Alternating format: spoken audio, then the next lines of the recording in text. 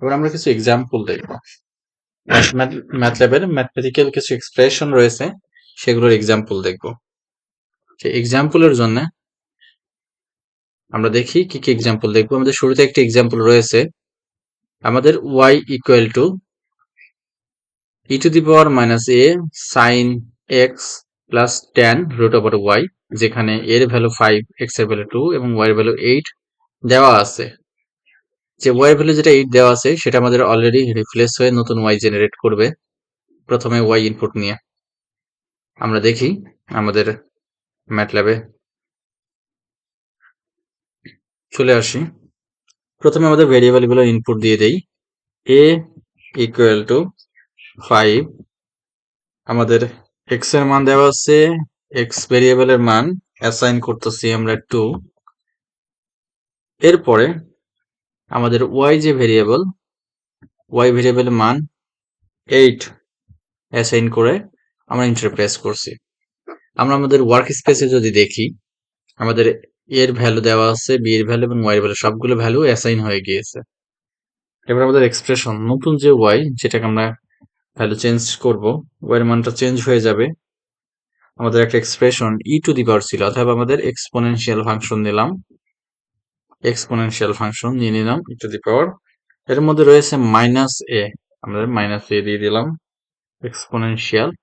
এর সাথে মাল্টিপ্লাই আকারে আছে সাইন এক্স, সাইন এক্স আমরা পেয়ে গিয়েছি, plus 10 multiply square root S Q R T, square root আর একটা ফাংশন দিলাম।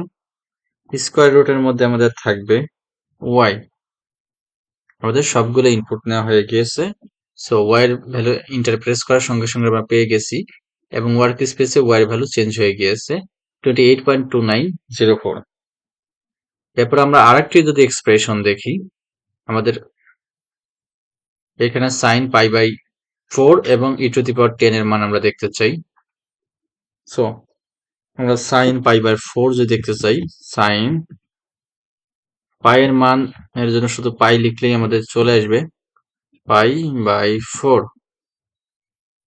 এন্টার করলাম, সাইন পাই বাই 4 এর ভ্যালু চলে এসেছে, যেটা পাই এর মান 3.14159, এবং এটা রেডিয়ানে ইনপুট নিয়েছে সাইন। আবার ই টু দি পাওয়ার 10 যদি বের করতে চাই, exp, তাহলে 10 দিয়ে দিলাম, ই টু দি পাওয়ার 10 এর মান পেয়ে গেছি। আমরা যদি লন দিতে চাই, লনের কোনো মান, সাপোজ লনের মান 142 লনের মান, লন মানে এখানে শুধু লগ পেয়ে গিয়েছি। আর লগ যদি চাই, কমন লগ, তাহলে সেক্ষেত্রে আমাদের লগের পরে লগ 10 দিতে হবে। এই ফাংশনটা ব্যবহার করে 142 ব্যবহার করি আমরা এর মান পেয়ে গিয়েছি। তাহলে আমরা অনেকগুলো বিষয় এখানে দেখলাম, তার মধ্যে এখন কিছু কিছু বিষয় আমাদের মাথায় রাখতে হবে। আমরা যদি আই এর মান দেখতে চাই, আই এর মান যদি আমাদের অ্যাসাইন করি নাই, বাট আই দেখাচ্ছে, এটা হচ্ছে আই আমাদের কমপ্লেক্স নাম্বারের আই। কমপ্লেক্স নাম্বারের ক্ষেত্রে যে ইমাজিনারি পার্ট আছে সেই আই এর মান i is equal to root over -1। আমরা যদি জে ইনপুট করি আই এর পরিবর্তে, সেটার ক্ষেত্রেও দেখাচ্ছে যে ইনপুট করলেও সেটা আই এর মানে ইমাজিনারি পার্টের মানটা, কারণ রিয়েল ভ্যালু 0। সো আমরা লুপ ব্যবহারের ক্ষেত্রে বা কখনো যদি আই ব্যবহার করতে চাই, আমরা আই এর পরিবর্তে আমরা ডাবল আই হিসেবে ভেরিয়েবল নিব, জে এর পরিবর্তে ডাবল জে হিসেবে ভেরিয়েবল অ্যাসাইন করব। এবার আমরা আসি আমাদের কমন কিছু ইনস্ট্রাকশনে। আমরা যখন কোনো ম্যাটল্যাবের স্ক্রিপ্ট লিখব, স্ক্রিপ্টের যে ফাইল, আমরা এখানে কিছু ফাইল আছে, যেমন class1.m, demo1.m, এগুলো হচ্ছে ম্যাটল্যাবের ফাইল। ম্যাটল্যাবে আমি যে ফাইলগুলো তৈরি করেছি, স্ক্রিপ্ট লিখেছি, এই স্ক্রিপ্টের ফাইলগুলোর নাম এবং ভিতরে যে ইনপুটের ক্ষেত্রে আমাদের স্ক্রিপ্টের ভিতরে যে ভেরিয়েবলগুলো ব্যবহার করি বা কমান্ড ওয়েটে যে ভেরিয়েবল ব্যবহার করব, এই ভেরিয়েবলগুলোর নাম অবশ্যই খেয়াল রাখতে হবে যেন আমাদের বিল্ট ইন ফাংশনের নামের সঙ্গে মিলে না যায়।